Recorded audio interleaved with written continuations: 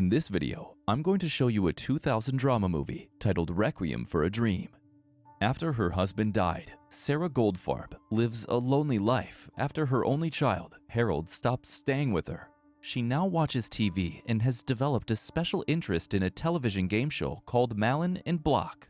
On this day, her TV suddenly stops working, but she's lucky to have Harold around that morning. So she asks him to take the TV for repair and runs to her room to hide, and then silently watches him nag as he pushes the television out with the table. Harold doesn't understand why she's hiding, so he begs her to come out. Outside, Harold's friend Tylone is waiting for him, and they push the television set together to a repairman in the neighborhood. The repairman advises Harold against leaving his mother alone when she needs him the most, but Harold ignores him and goes away from there to get high on heroin with Tylone. After that, they visit a pub and plan to get more of the heroin for sale. At the same time, a policeman enters to sit beside Harold and order his usual, while Harold hallucinates, grabbing the officer's firearm and tossing it about with Tylone. He regains his consciousness later on, and they leave. In the meantime, the TV is ready, and Sarah goes to pick it up herself, since Harold isn't expected to come back in another couple of days, maybe weeks. She goes home and puts on the Malin and Block show.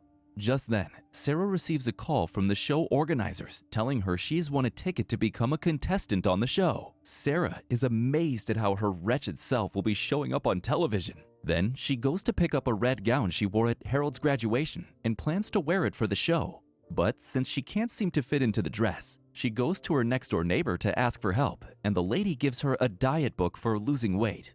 On the other hand, Harold is busy having fun with his girlfriend, Marion.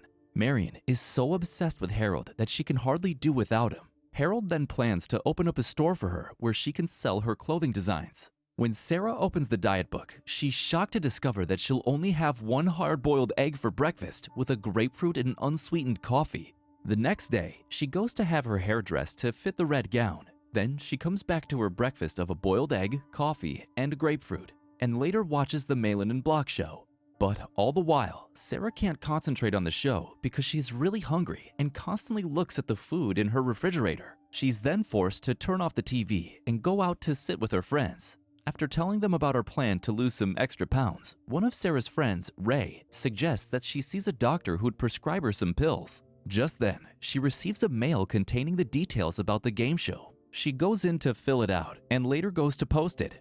In the next scene, Harold and Tylone inform Marion of their latest deal to get drugs from a guy named Brody. Tylone goes to get the stuff from Brody later that evening, and when he comes back, he proposes to Harold for them to taste a little of the substance and know how to cut it for sale. The same evening, Sarah is watching her favorite show, but can't concentrate as the sight of her refrigerator won't let her stop thinking of food, so she puts off the TV and goes to bed. Even then, she can't stop imagining food falling from the skies, so she quickly calls Ray to ask for the doctor's number. Once given, Sarah finds her way to the hospital the next day.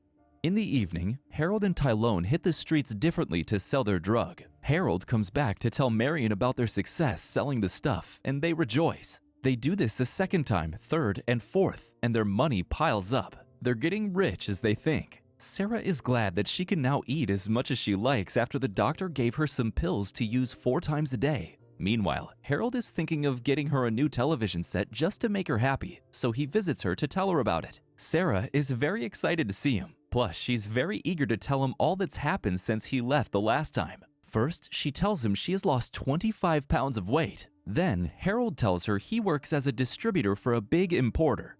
He also tells her about Marion, but she knows that already. After that, Harold tells her about the television set he got for her, which would be delivered in a few days. He then apologizes for all the trouble he's caused her all these years and goes ahead to give her a peck on the cheek. Meanwhile, Harold hears a grinding sound and discovers that it's coming from Sarah. He asks if she's taking any pills and then advises her against using any more of the pills because it's harming her health. Sarah doesn't seem to take his words seriously since he certainly doesn't know better than her doctor. Sarah later remembers telling Harold about the call she got from Malin and Block to be on the television show soon. Harold tells her that the pills will likely kill her even before the TV show if she doesn't stop in time. But Sarah laments and tells him that she's old and lonely, and the pills have been making her feel good, so she doesn't see a reason to stop taking them.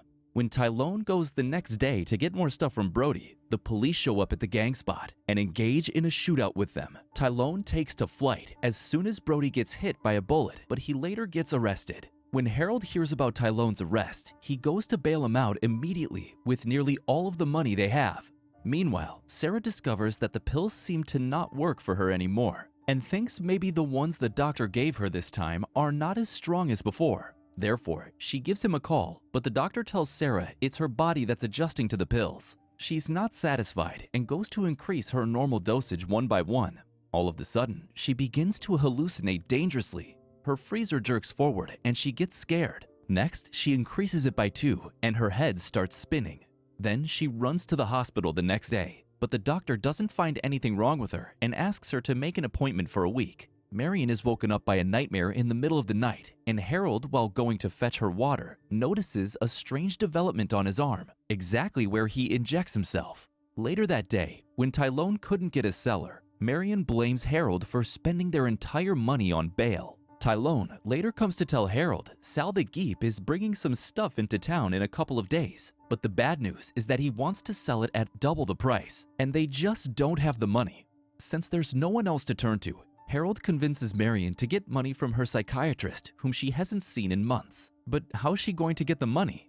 Without a choice, Marion visits her psychiatrist the next day and makes love to him, the only way to get the money. Then she goes back home depressed. With the money, they set out to get the drugs when Sal the Geep opens the deal. Meanwhile, Marion is facing the effects of heroin withdrawal back at home. Tylone and Harold struggle through the crowd to get the stuff, but something happens. The gangsters start shooting, causing everyone to flee the building. When the two friends later see the truck carrying the drugs leaving, they understand immediately that they're done for. Harold gets home to tell Marion about the incident, but she talks angrily at him, so he angrily calls Tylone to ask for Big Tim's number, the man who only gives his stuff to girls offering their services. Harold gives Marion his number and asks her to go to him if she's so bothered about getting drugs. Soon, Sarah fits into her red dress perfectly already, but she now battles with her refrigerator, which jerks forward to attack her most of the time. She increases her dosage by 3 and even starts eating the pills like candy. She puts on the TV and hallucinates herself being invited to the Malin and Block show. She gets excited at first, but out of the blue, after the refrigerator jerks a little, she finds herself disappearing from the show with the presenter into her apartment. Soon, the crowd begins to mock her, and as if that's not enough, the show organizers enter her apartment and start cleaning up for the show. After a while, the refrigerator gets very close to her and it opens its mouth. Sarah cannot bear it any longer, so she flees the room. She goes on a train to the Malin and Block agency to confirm when she'll be on television, but the agency realizes that she's suffering from a mental condition and takes her to the hospital. At the same time, Harold and Tylone start working on their last plan. They're making their way to Florida to meet Sal the Geep directly. On the way, they stop to get high, and Tylone suddenly notices that Harold's arm is badly infected. Against Tylone's warning not to inject the wound, Harold does, and they keep on moving. Marion is finding it difficult to cope without heroin. She's then forced to visit Big Tim and offers unusual services to him. He gives her the drugs and also invites her for another on Sunday. Harold's arm gets worse, and soon, Tylone has no choice but to get him to a hospital. At the hospital, the arm alerts the doctor that they're drug addicts, and he calls the police at once, getting them arrested. When Sarah doesn't respond to medications, she's taken through a tough therapy session called ECT. Harold's arm later gets worse in prison, and they rush him to a hospital where it's then amputated. Tylone also receives fierce treatment from one of the prison's guards. Marion goes back to Big Tim, but this time she's given a job offer worse than the first. In the end, Harold realizes that Marion won't visit him in his bad condition and sobs. Tylone also continues to suffer the effects of heroin withdrawal. Marion owns up to her new prostitution job just to get the drugs, and Sarah imagines herself as a beautiful game show winner, with Harold arriving as a successful guest to embrace her. Thanks for watching. Check out this video now if you fancy more.